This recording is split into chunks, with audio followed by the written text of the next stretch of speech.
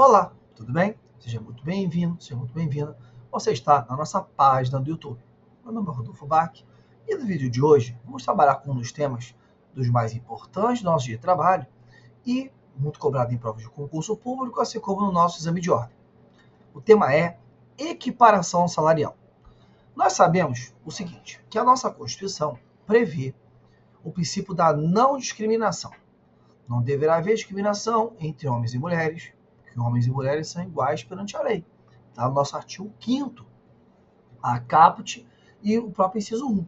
Tratam acerca da ausência de discriminação entre pessoas brasileiras e estrangeiras, homens e mulheres.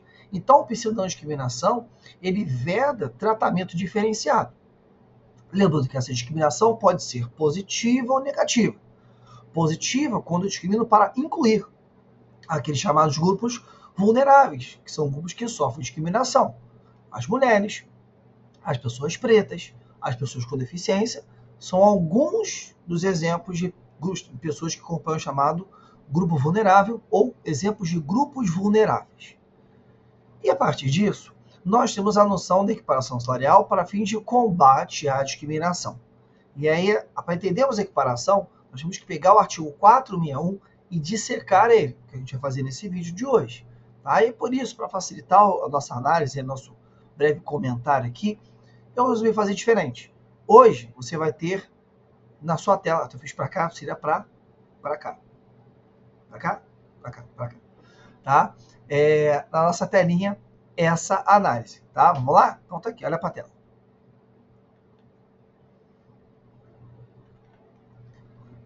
Vou lá. Como assim, Rodolfo? Que negócio é esse que você está fazendo aí? Ó, fiz o seguinte. Aqui na nossa tela, nós temos um quadrinho acerca da equiparação. E eu sempre faço questão de dizer que esse quadro eu ajudei a montar a partir da aula de um querido mestre, professor Fábio Goulart Vilela, professor na época da minha especialização. Eu sempre faço questão de mencionar ele porque eu sou cria dele. Eu cria no sentido de ex-aluno e sigo os bons passos na sala de aula.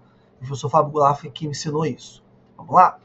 Primeira coisa, você entendeu o que é equiparação? Você entenderia as denominações, os epítetos da equiparação. O que a gente chama de paradigma e paragonado.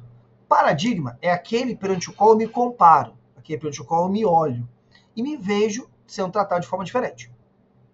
Ou seja, é aquele perante o qual eu me comparo. A gente chama de modelo, paradigma ou espelho, que é o empregado ao qual se compara. O equiparando ou paragonado é aquele que pleiteia equiparação.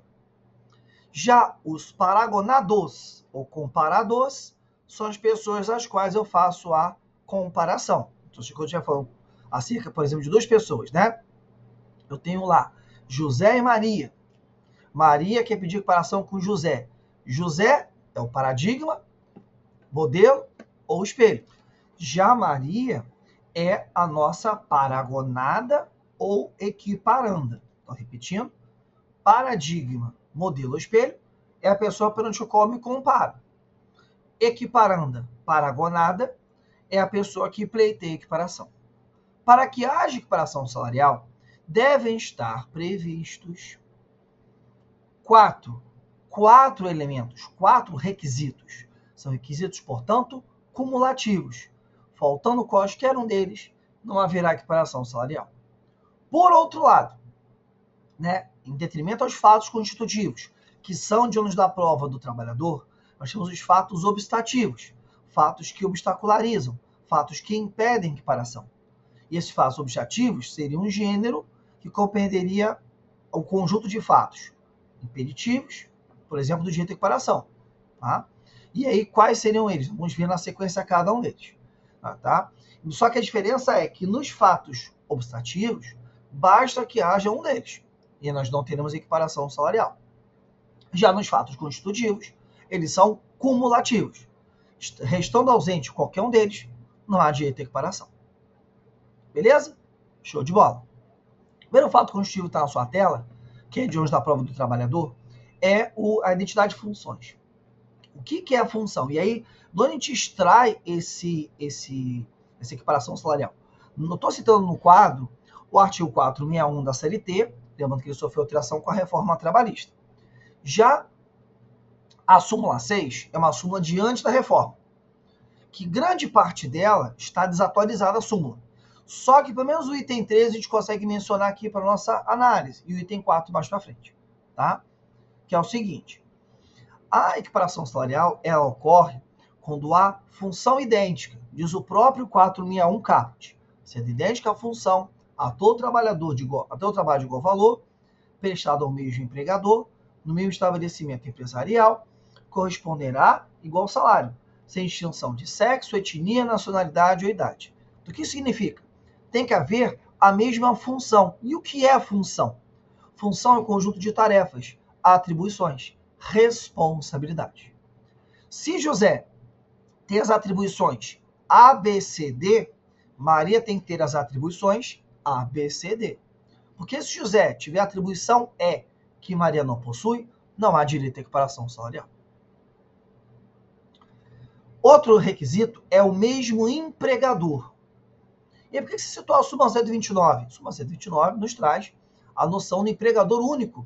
Então é possível, por exemplo, que José seja empregado da empresa alfa e Maria empregada da empresa beta, que compõem o mesmo grupo econômico. A súmula 129 permite a equiparação salarial no chamado grupo econômico vertical ou verticalizado ou sob subordinação, que já existia antes da reforma trabalhista, no artigo 2º, parágrafo 2º da CLT. Então eu falo de identidade de funções, eu falo de identidade de empregador, mesmo estabelecimento. Mesmo estabelecimento, e é uma novidade da reforma. Antes, a súmula 6 dizia mesmo a região metropolitana. Agora não, agora nós falamos em mesmo estabelecimento. A ideia é que paradigma e paragonado tem o trabalho do mesmo local, na mesma sede da atividade empresária. Então, por exemplo, se José trabalha numa loja no centro do Rio e Maria trabalha numa loja em São Gonçalo, não há direito à equiparação, porque não é do mesmo estabelecimento. E aí nós temos uma outra novidade, que é o quarto requisito ou elemento constitutivo de equiparação, que é a contemporaneidade. Essa contemporaneidade não está no 461 caput, está no 461 parágrafo 5º, quando diz o seguinte, eu vou ler para você. A equiparação salarial só será possível entre empregados contemporâneos no cargo ou na função, ficando vedada a indicação de paradigmas remotos, ainda que o paradigma contemporâneo tenha obtido a vantagem em ação judicial própria. É o seguinte: Maria pede equiparação a José. Antigamente era muito comum a chamada equiparação em cadeia. Manuel foi paradigma de José, José paradigma de Maria. Isso hoje não pode mais. A ideia é que paradigma e paragonado trabalham de forma contemporânea. Eu até falo brincando, um tem que ter olhado para a carinha do outro no mesmo estabelecimento. Isso serviu para quê? Para dar uma restringida, ou seja, dar uma diminuída nessa equiparação.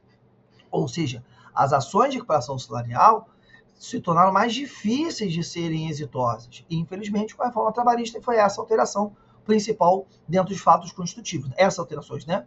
O mesmo estabelecimento e a contemporaneidade, tá? E aí vem a questão dos fatos obstativos. Os fatos obstativos, grande parte deles já existia, mas agora também houve mudança. O primeiro fato obstativo que está na sua tela é a diferença de produtividade. E aí você tem que lembrar da noção. O que é produtividade e o que é produção? A produção se refere ao montante do trabalho realizado pelo trabalhador, é um valor absoluto. Então eu produzo lá 1.000 peças. Se José produz 1.000 peças e Maria produz 1.000 peças, ambos têm a mesma produção. Produtividade não. É quanto que eu produzo dentro de um mesmo tempo. É o que a gente chama de índice de intensidade laborativa do trabalhador em determinado tempo. Vou repetir. Índice de intensidade laborativa do trabalhador em determinado tempo. E aí, neste caso, o que vai acontecer?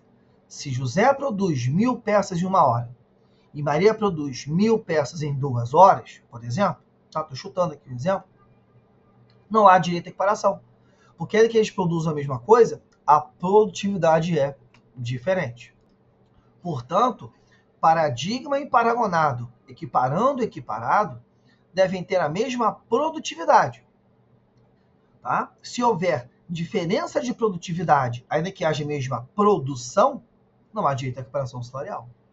Então você imagina lá, eu tenho, como eu falei, José produzindo 1.000 peças em 1 hora, Maria produzindo 1.000 peças em 2 horas. Há a mesma produção, mas não há a mesma produtividade. Beleza? E aí, prosseguindo, temos o quadro de carreira. O quadro de carreira é chamado plano de cargos e salários. O plano de cargos e salários, nós tivemos uma grande questão antes da reforma trabalhista, que era a necessidade de homologação, seja no órgão da administração pública, seja perante o Ministério do Trabalho e Emprego. Essa homologação não é mais exigível, não é mais necessária. Diz o 461, parágrafo 2º e 3º. Tá?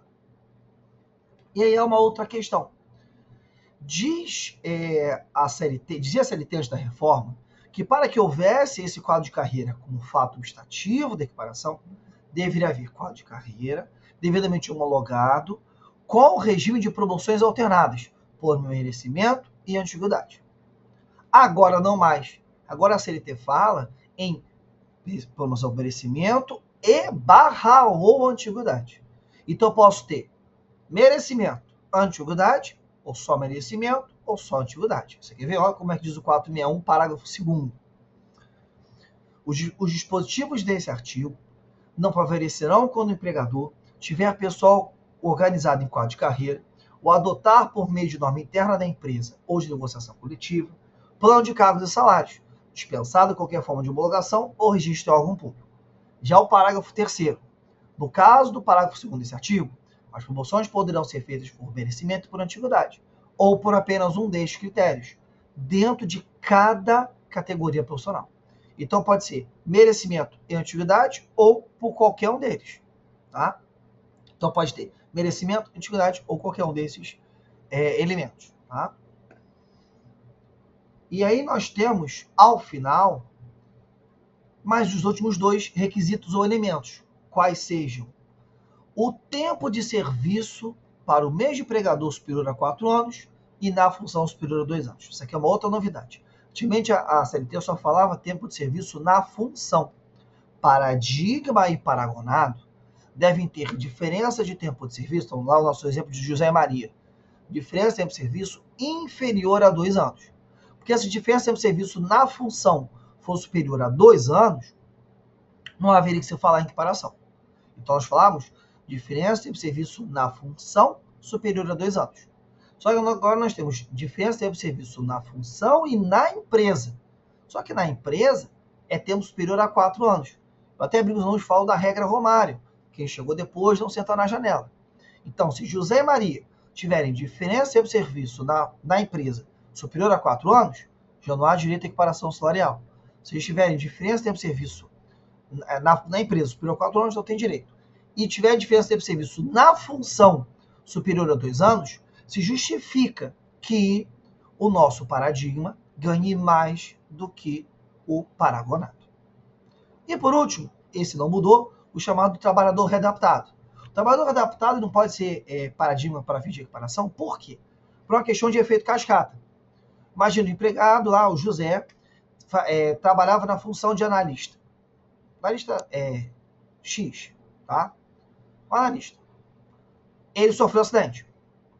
Quando do retorno do acidente, ele tem que ser readaptado a uma função compatível com a perda da capacidade laborativa. E José ganhava, como analista, 5.000. Quando ele foi readaptado para a função abaixo da que ele exercia, ele vai realizar uma atividade menor, ou seja, atribuições um pouco menores, porque ele tem uma restrição à capacidade para elaborar, e não é mais o mesmo. E ele vai ganhar os mesmos 5.000. Mas vamos supor que essa nova função pague lá, como aspas, técnico, né, técnico X, em vez de pagar os 5, pague 3.000. E a nossa Maria ganha exatamente os 3.000. Então eu vou ter o José ganhando 5 e Maria ganhando 3. Só que eu não posso igualar os dois, porque isonomia é tratar igualmente os iguais e desigualmente os desiguais. 461, parágrafo 4º, então, impede que haja equiparação se o paradigma for trabalhador readaptado. Beleza? Espero que você tenha gostado do vídeo. Ficou um pouquinho longo, espero ter gostado. Dê aquele joinha, curta, manda para os amigos, para os parentes, né? Eu até brinco, né, às vezes, nem que seja por pena, dá uma joinha no nosso vídeo, tá? agradecendo a sua presença aqui. Você já está inscrito no canal, muito obrigado. Sem você esse canal não existiria. Muito obrigado pelo carinho, pela presença, tá? Vamos retomar mais gravações de vídeo agora, tá? Eu vou tentar, inclusive, dar um gás hoje, vou gravar mais vídeos além desses de hoje, gravar outros vídeos pro nosso canal, tá bom? Muito obrigado se você curtiu, dá aquele joinha, tá bom? Grande abraço e até a próxima. Tchau!